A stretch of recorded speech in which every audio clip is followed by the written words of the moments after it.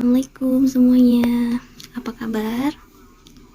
Semoga dalam keadaan sehat walafiat ya. Dan kita akan belajar laju reaksi dan faktor yang mempengaruhinya. Tujuan pembelajaran kali ini yang pertama, menjelaskan teori tumbukan dan hubungannya dengan reaksi kimia.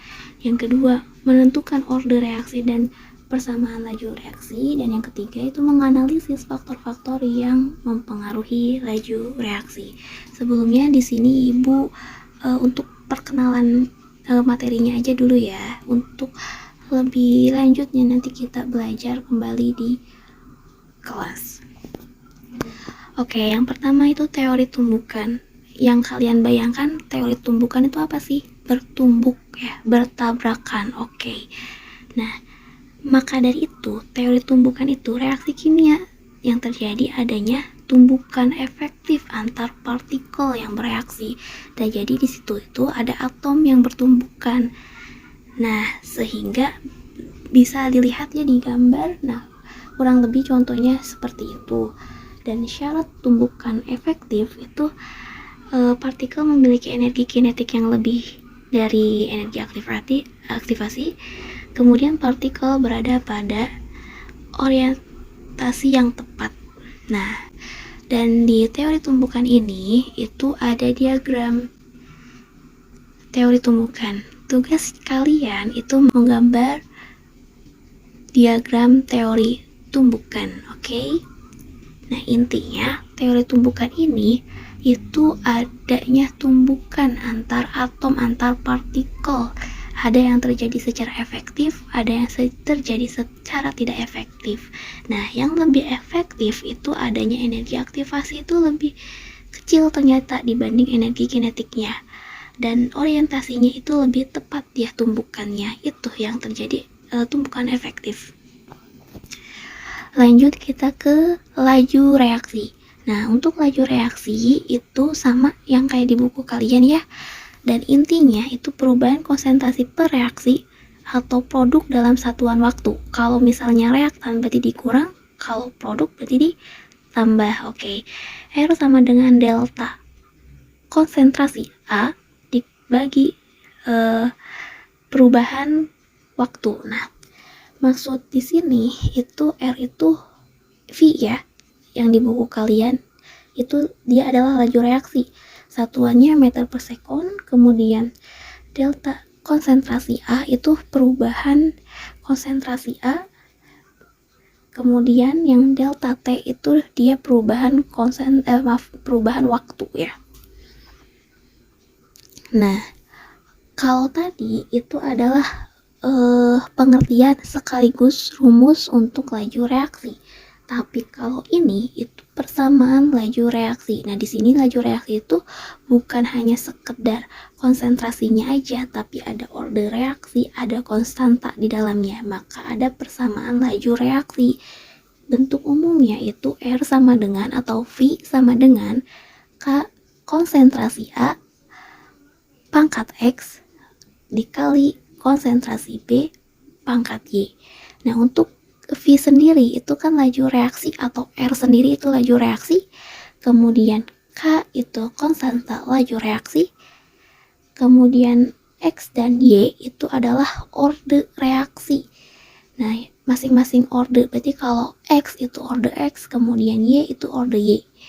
Kalau untuk orde total kita tambahkan saja orde X dan Y ini. Oke, untuk selanjutnya itu ada kata orde ya, tadi orde reaksi.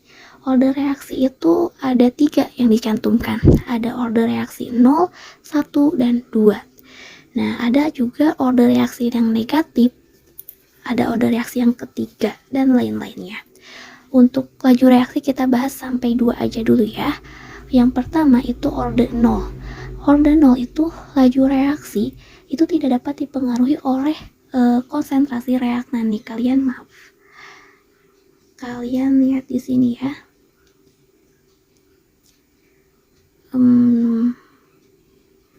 Sebentar ya. Tidak ada ternyata. Nah, kalian lihat di sini itu laju reaksinya dia tetap hanya garis lurus saja. Kalau order 1 dia itu diagonal, order reaksi 1 ini, karena dia berbanding lurus dengan konsentrasi reaktan. A di sini itu adalah reaktan. Begitu juga X tadi yang di sini. Kemudian order 2 itu berbanding lurus dengan kuadrat konsentrasi reaktan. Nah, kalau kuadrat itu kan kalau dalam matematika grafiknya gini ya. Nah, maka dari itu order reaksi yang kedua itu grafiknya agak melengkung sedikit terhadap si reaktan juga. Nah, untuk order 0 berarti dia pangkatnya 0. Kalau order 1 pangkatnya 1 dan order 2 itu pangkatnya 2. Seperti itu. Oke.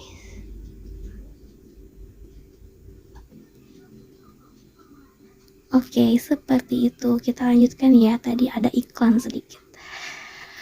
Oke, yang selanjutnya itu faktor-faktor yang mempengaruhi laju reaksi. Nah, faktor yang mempengaruhi laju reaksi itu yang pertama konsentrasi reaktan. Jadi semakin tinggi konsentrasinya, itu semakin cepat laju reaksinya. Kalau misalnya konsentrasinya rendah, berarti laju reaksinya rendah.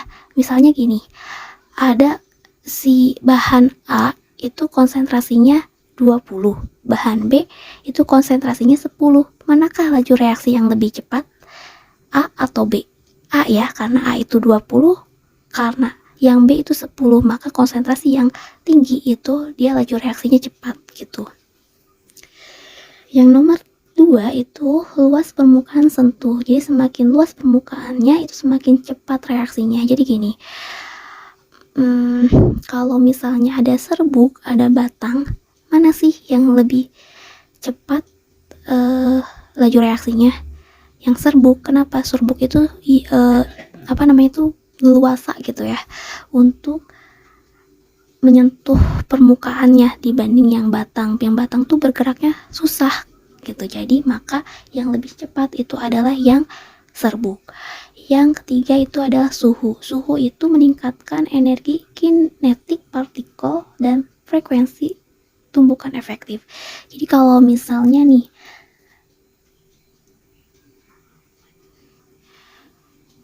kan di sini meningkatkan ya, otomatis kalau suhunya tinggi dan laju reaksinya pun semakin cepat. Contohnya gini, air dingin sama air panas. Air dingin itu suhunya misalnya berapa ya? 0 derajat Celcius. Sedangkan air panas dia suhunya 100 derajat Celcius.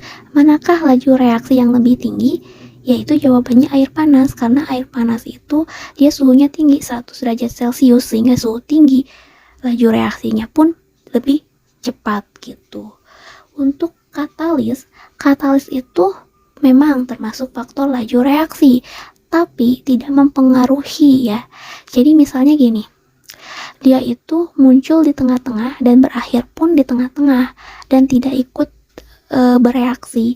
Jadi untuk katalis itu hanya sebagai perantara saja, karena katalis itu hanya mempercepat reaksi tanpa bereaksi dan menurunkan energi aktivasi.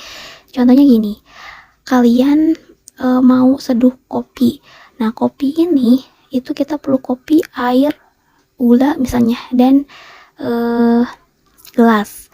Nah, untuk katalisnya di situ hanya sebagai pengaduknya aja, sebagai sendoknya aja untuk mengaduk, tanpa kita makan sendoknya gitu. Untuk masuk katalis tuh hanya mempercepat supaya menyeduh kopi itu lebih cepat kita santap, bisa kita santap dibanding kita tidak mengaduknya gitu ya.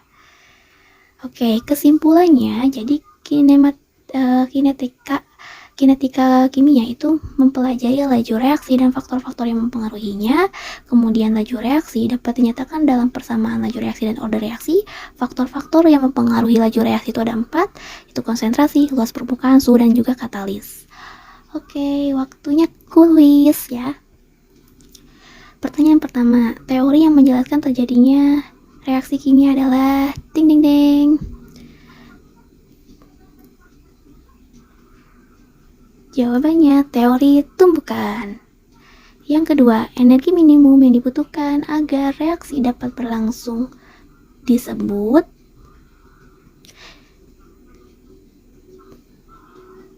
jawabannya energi aktivasi. Yang ketiga, zat yang mempercepat laju reaksi tanpa ikut bereaksi disebut jawabannya katalis. Oke, yang keempat, dalam persamaan laju reaksi, V atau R sama dengan K konsentrasi X konsentrasi pangkat Y. K itu menyatakan apa sih? Jawabannya tetapan laju reaksi atau konstanta laju reaksi. Yang kelima, faktor yang tidak mempengaruhi laju reaksi adalah